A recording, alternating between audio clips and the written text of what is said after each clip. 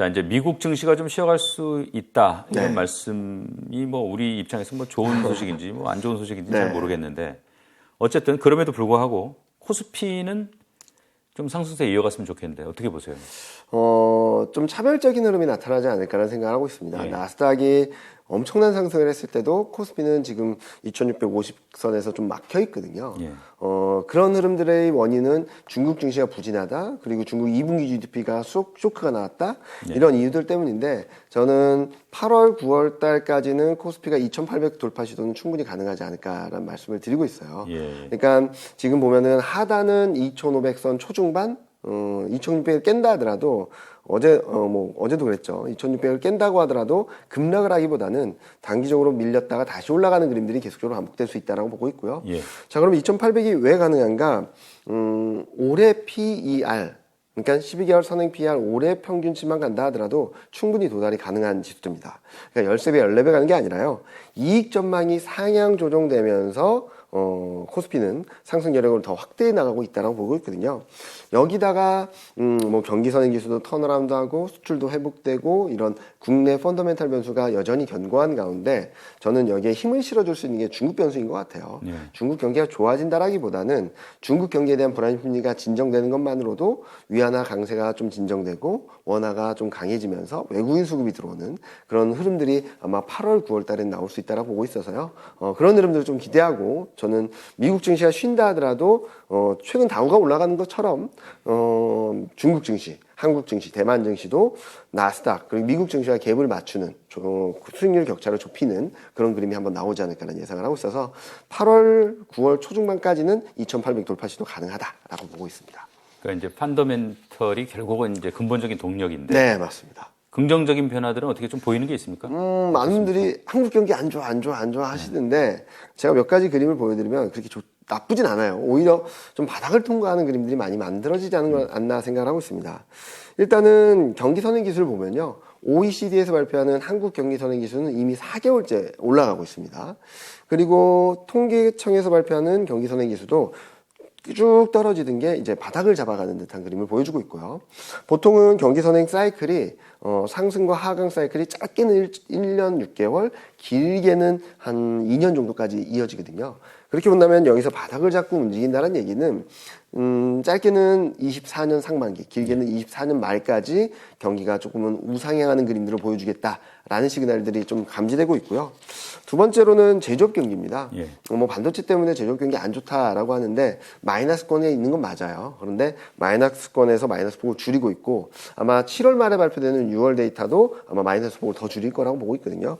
기조효과 영향이다라고 치부할 수도 있겠지만 가동률이 올라오고 재고와 출하 비율이 꺾이고 이런 그림들이라서 저는 제조업 경기가 더 나빠지는 그림보다는 바닥을 통과하는 그림 정도로 충분히 열어놓을 수 있다라는 말씀을 드리고 있고 마지막으로는 많은 분들이 이건 진짜 나쁜 거 아니야? 라고 생각하시는 소비 쪽이거든요. 소매 판매는 기조효과의 영향도 있지만 마이너스를 거의 다 줄여서 이제 플러스 반전을 앞두고 있는 상황이고 예. 더 중요한 거는 승용차, 가전제품, 컴퓨터와 정보통신 장비 같이 내구재 소비는 여전히 탄탄합니다. 그런 그림들을 봤을 때 소비가 나쁘다라기보다는 소비까지도 여전히 견조한 흐름들을 보여주고 있어서 앞서 말씀드렸던 경기 선행 기술 턴어라운드, 제조업 경기가 바닥을 통과하고 있다, 소비는 여전히 견고하다. 이 세 가지 팩터들이 한국 경제를 조금은 지탱해 주지 않을까라는 예상을 하고 있습니다. 우리 뭐 늘 어떻게 보면 경기 얘기할 때 수출 안 볼 수가 없지 않습니까? 네. 이 마이너스 폭이 축소되고는 있지만 네. 여전히 좀 불안정한 모습을 보이고 있는데. 그렇죠. 많은 분들이 수출 증가율이 1, 2, 3, 4, 5월 달에는 수출 증가율을 보면 마이너스 두 자릿수였어요. 네. 그러다가 6월 달에 마이너스 폭을 마이너스 6%로 줄이니까 2022년 6월 달 기저효과 때문이다라는 얘기를 많이 하시거든요. 22년 6월 달에 플러스 20%였던 게 지금 한 자릿수대로 떨어지면서 기저효과가 들어왔다고는 볼 수 있겠죠. 자, 그런데 거꾸로 말씀드리면 1월부터 5월까지 수출 증가율이 마이너스 두 자릿수였던 이유는 거꾸로 22년 1월부터 5월까지 너무 수출이 좋았기 때문이다라고도 말할 수 있거든요.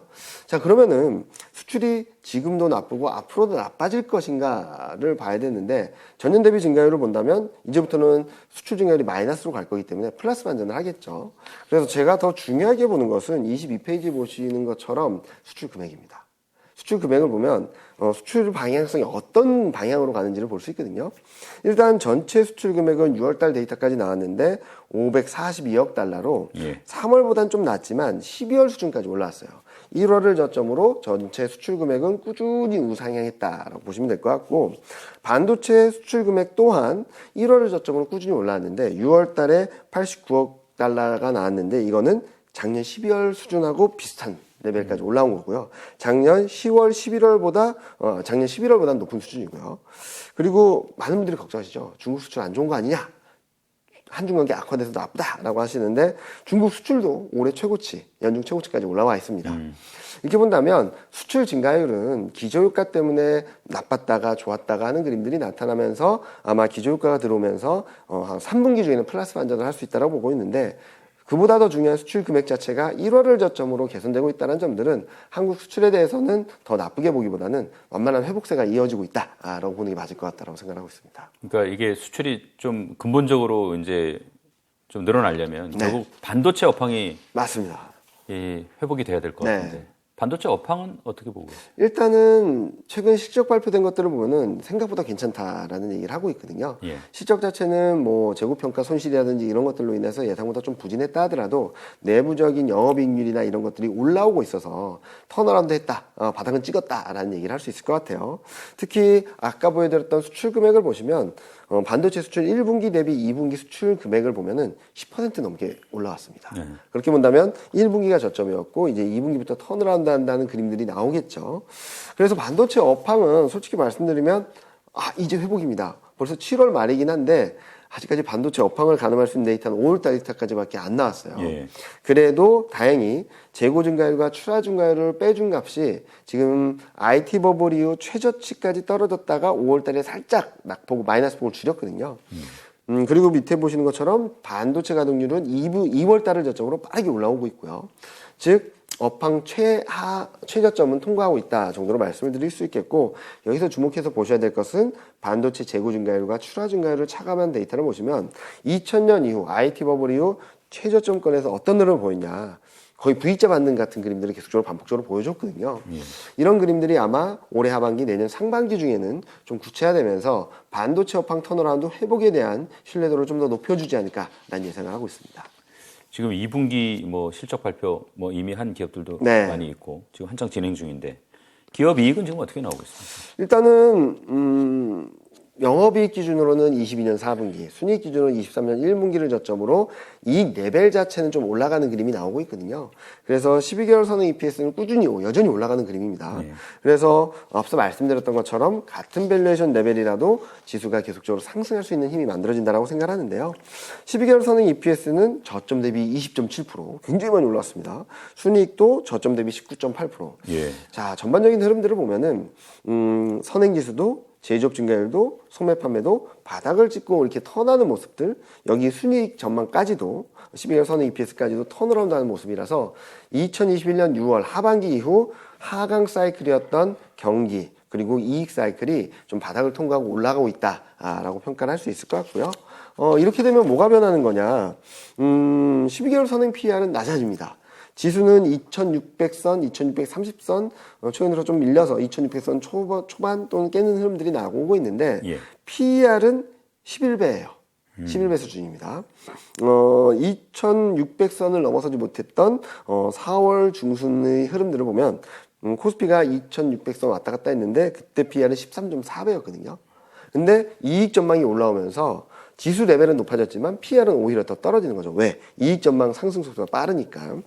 그래서 12개월 선행 PER이 12.32배가 올해 평균 수준인데 이게 6월 초중반만 하더라도 똑같은 12.32배인데 이때 EPS를 반영을 해주면 12.32배는 2650이었습니다. 그래서 6월 초중반에 2650에 저항받고 이렇게 좀 2510까지 떨어졌던 건데 같은 12.32배가 이익 전망이 올라온 만큼 상향 조정돼서 지금 2780선, 90선 여기까지 올라왔거든요. 그래서 앞서서도 말씀드렸듯이 2800선까지 올라갈 수 있는 룸이 열려 있는데 이게 밸류에이션을 크게 올라가는 그림보다는 좀 더 편하게 올라갈 수 있는 그림까지 열려 있다 정도로 말씀을 드리고 있고요. 2분기 실적 시즌 이제 막 본격적으로 시작되고 있죠. 이익 전망은 좀 플랫한 모습들을 보여주고 있는데 최근 들어서 좀 특징이 그동안에는 반도체가 하향 조정되고 반도체를 제외한 나머지 업종들이 좀 버텨주면서 이익이 괜찮았는데 이번 좀 반대입니다. 반도체가 좀 상향 조정되고 나머지 업종들이 떨어지고 있거든요. 그런데 여기서 조금 짚고 넘어가야 될 것은 제가 자꾸 3분기까지 그러니까 8월, 9월 초중반까지 시장이 올라갈 수 있다고 말씀드리는 이유 중에 하나는 여기 그림 보시는 것처럼 2분기 영업이익 전망은 33조, 3분기는 45조, 4분기는 43조. 유럽 경기가 3분기의 저점이고 미국 경기가 4분기 또는 내년 1분기의 저점이라는데 코스피 이익이 10조 이상 늘어난다는 예상이 들어와 있어요. 그래서 3분기, 4분기 이익 전망이 좀 내려갈 수 있기 때문에 12개월 선의 EPS가 막 올라오는 게 4분기쯤에 좀 쉬어가지 않을까라는 생각을 해서 제가 3분기까지만 2,800선을 열어놓고 있다는 말씀을 드리는 거고요. 자, 그럼 어떤 업종이 움직일까 보면은 반도체 적자 폭이 줄어들고 있고요. 디스플레이 적자 폭이 줄어들고 있습니다. 그리고 철강, 운송, 소매유통, 자동차, 기계, IT 하드웨어 정도가 올라오고 있는데 밑에 보여드리는 수출 변화율과 매칭을 해서 보신다면 수출이 좋았던 업종들이 이익이 괜찮겠다 정도로 평가를 할 수 있을 것 같아요. 그래서 지금 현재 시점에서는 반도체, 자동차, 2차 전지, IT 하드웨어, 운송기계, 철강 정도가 시장 이익 흐름을 좀 주도하고 있다라고 말씀드릴 수 있을 것 같아요. 자, 펀더멘털이 괜찮다. 이익이 올라온다. 네.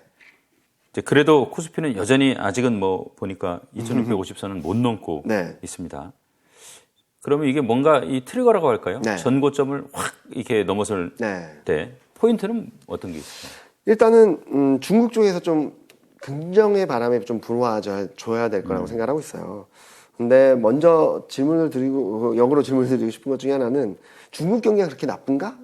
라는 반문을 드려요. 이 부분에 대해서는 펀드 매니저들 사이에서도 되게 여러 가지 의견들이 있긴 합니다. 예. 그런데 중국 제조 PMI 이런 것들을 보면은 50, 그러니까 기준선, 확장이냐 수축이냐의 기로에 서 있어서 등락을 보이는 거지 경기가 막 떨어지는 그림은 아니거든요. 근데 왜 많은 분들이 왜 이렇게 경기가 불안정하고 중국 경기 나빠라는 생각을 할까라고 보면은 경제지표 서프라이즈 인덱스가 올해 초만 하더라도 너무 높았어요. 155%까지 올라갔었거든요. 이거는 2006년 차이나 붐이 있었을 때 정도 레벨이라서 경기에 대한 기대감이 너무 높다 보니까 그 다음부터 발표되는 경제지표들이 매번 쇼크를 기록했습니다. 매번 쇼크를 기록해서 155%였던 경제지표 서프라이즈 인덱스가 지금 마이너스 90%. 지금은 거꾸로 경기에 대한 기대감은 거의 아예 없고 불안심이만 팽배한 거죠. 이럴 때는 거꾸로 나옵니다. 경제지표들이 예상보다 좀 좋은 그림들이 나오는 경우가 굉장히 많아요. 그래서 경제지표 서프라이즈 인덱스 보면 오르락 내리락 하는데 지금 저점권에 있다. 그리고 2분기 GDP 성장률이 워낙 쇼크로 나와서 여기에 묻혔는데 6월 경제지표들을 보면 잘 나왔어요. 예. 산업 생산을 보면요. 일단은 5월 달이 3.5, 6월 달이 예상이 2.5였어요. 3.5에서 2.5로 퉁 떨어진다라고 봤는데 4.4가 나왔고요. 고정자산 투자도 4개월 연속 둔화됐지만 3.5 정도로 예상했던 게 3.8로 나왔죠. 그러니까 그동안의 일방적인 경제지표 쇼크 기록들을 좀 벗어나는 그림들이 나타나고 있어서 지금 GDP 성장률 중국은 이렇게 꺾여서 내려가는 그림이 아니라 여전히 4분기까지 우상향하는 그림입니다. 그래서 그동안 경기가 나빠 했던 인식들이 경제지표들이 발표되는 과정에서 생각했던 것보다 괜찮네, 우려했던 것보다는 좀 나아지고 있네 라는 그림들을 보여주게 된다면 아마 경기에 대한 불안감들이 좀 진정되고 우상향하는 경기 회복세에 좀 힘이 실리면서 좀 시장은 좀 긍정적으로 반응을 하지 않을까라는 생각을 하고 있습니다. 이런 중국에서 훈풍이 불어오게 된다면 가장 크게 변하는 환율이겠죠. 위안화 약세가 좀 진정되고 이 힘에 의해서 원화도 좀 안정을 찾게 된다면 국내 증시, 특히 국내 수급에 좀 도움이 되지 않을까 하는 생각을 하고 있습니다. 지금 환율이 이제 변한다. 그러면 이제 결국 외국인 수급에도 영향이 있지 않겠습니까? 맞습니다. 좀 긍정적인 방향으로 영향을 미칠까요? 네, 그렇게 보고 있고요. 일단은 최근 달러 인덱스도 조금 레벨을 낮춰가는 그림들을 보여주고 있는데 그럼에도 불구하고 위안화는 좀 계속적으로 약세를 보였거든요. 왜냐하면 예. 경쟁표들이 부진했기 때문이죠. 그런데 최근 들어서 위안화 약세 흐름도 좀 슬로해지고 있고 이와 발맞춰서 원화는 좀 강세력을 높여가고 있어요. 이런 그림들이 5월달 초반부터 6월 중반까지 나왔었던 그림이거든요. 이때 무슨 일이 있었냐? 중국이 경기 부양 정책을 할 거야라고 기대하면서 위안화 약세가 좀 멈추면서 원화는 강세 압력을 높여갔거든요. 떨어지는 그림을 보여줬어서 이런 그림이 나오게 된다면 외국인 수급은 충분히 개선될 여지가 있다라는 말씀을 드리고 있고, 그렇게 되면은 최근 좀 매물을 출회하고 있는 외국인 수급이 좀 돌아서는 그림이 나타날 수 있다라고 생각하고 있습니다. 특히 외국인 수급이 3월 중순부터는 3월 말부터는 굉장히 적극적으로 변했거든요. 코스피가 2450에서 2600선 돌파 시도하는 과정에서도 외국인은 8조를 샀습니다. 그동안 패턴과 좀 달라졌던 건데 가장 큰 변화는 실적과 밸류에이션, 매력도가 좀 살아나기 시작했다라는 거죠. 여기서 보시는 그림은 선진국 대비 12개월 선행 EPS 상대 강도, 이게 떨어지고 있다는 의미는 한국 증시가 약하다, 한국 증시 기업 이익에 대한 기대가 약해진다라는 거고, 회색선인 PER 상대 강도는 이게 올라간다는 의미는 선진국보다 밸류에이션 부담이 커지고 있다라는 그림이겠죠. 이게 12개월 선행 EPS 상대 강도는 21년 6월 이후, 그리고 PER 상대 강도는 22년 초반 이후 완전히 엇갈리면서 실적에 대한 한국의 매력도는 떨어지고 밸류에이션 부담은 커지는 구간이었죠. 예. 그래서 외국인 입장에서는 한국 증시가 싸다 하더라도 적극적으로 사기보다는 떨어지면 사고 좀 반등하면 일부 차익 실현하고 이런 패턴이었는데, 이게 3월 말부터 이익 상대 강도는 반등을 하기 시작하고 밸류에이션 상대 강도는 꺾이게 내려오면서 이때부터 외국인이 적극적으로 샀거든요. 예. 이런 와중에 환율 변화에 따라서 좀 매수 강도가 강해졌다가 일부 차익 실현 매물이 나왔다라고 하는 상황이라서 앞서 보여드렸던 환율 변화만 있다면 저는 외국인 수급은 충분히 시장을 이끌어갈 수 있을 만한 동력이 되지 않을까라는 생각을 하고 있습니다. 지금 외국의 수급은 어떻습니까? 일단은 앞서 잠깐 말씀드렸던 5월 초반부터 6월 중반까지 흐름들을 보면은 외국인이 순매수한 업종들이 시장을 다 이끌어갔어요. 대표적으로 샀던 것은 코스피 시장 전체를 4조 정도 샀는데 그때는 4조 이상 반도체를 샀거든요. 반도체는 수익률 코스피 대비 10%포인트 이상 아웃퍼폼을 하면서 시장을 이끌어갔고, 그 외국인이 샀던 IT 가전, IT 하드웨어, 조선, 기계, 에너지가 코스피 상승을 주도했다라고 봐주시면 될 것 같아요.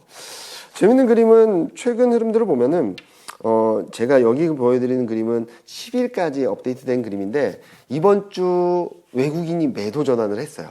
7월 한 달을 본다 하더라도 외국인이 매도 전환을 했는데 그게 조금 다릅니다. 왜냐면은 매도 전환을 했는데 시장을 판 게 아니에요.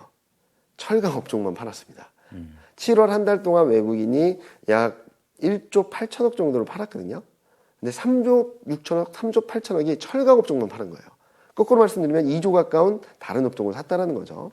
그래서 여기 보시는 것처럼 6월 19일부터 7월 10일까지도 외국인이 코스피 시장을 팔았는데 반도체, 자동차, 조선은 샀고요.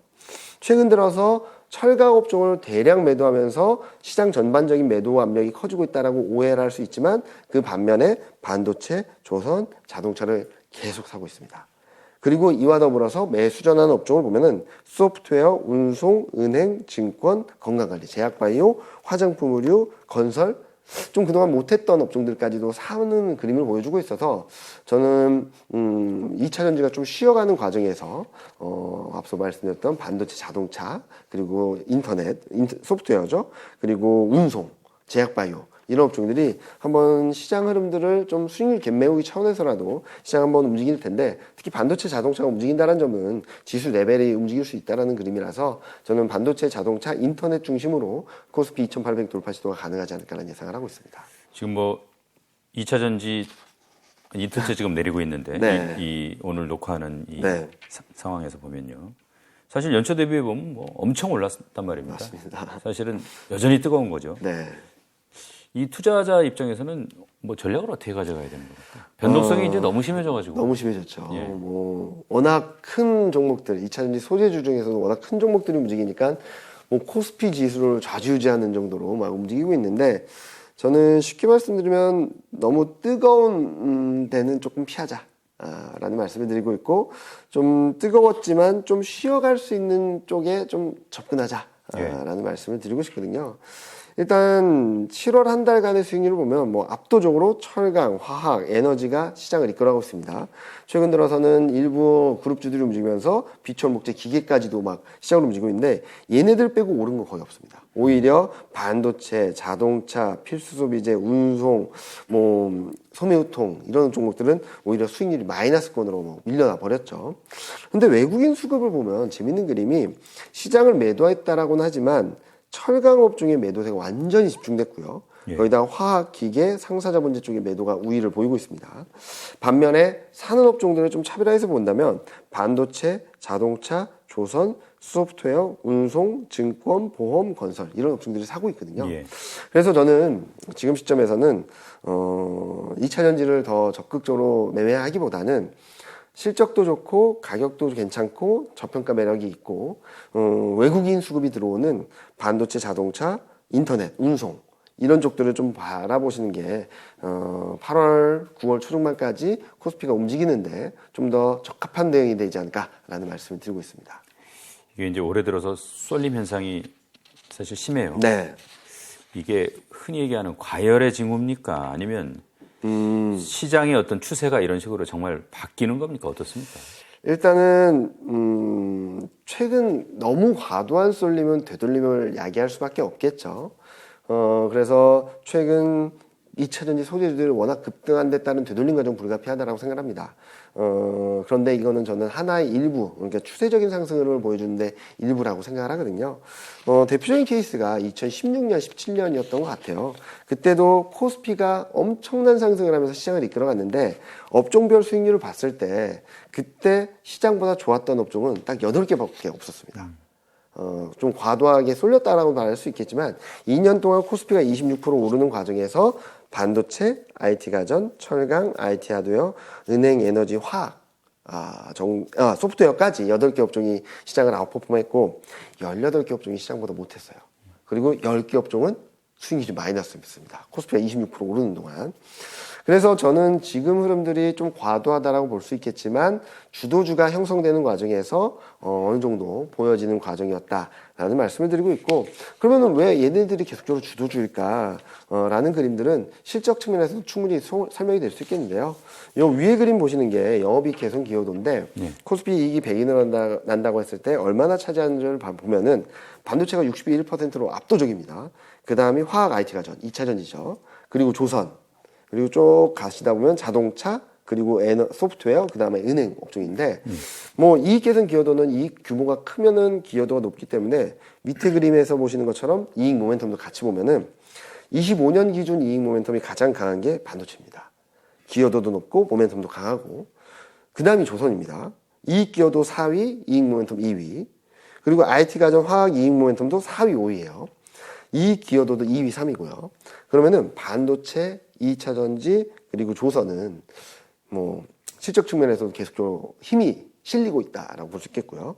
고민이 되는 건 자동차인데 이익 개선 기여도는 높아지지만 이익 모멘텀은 꼴찌에서 6등이에요. 예.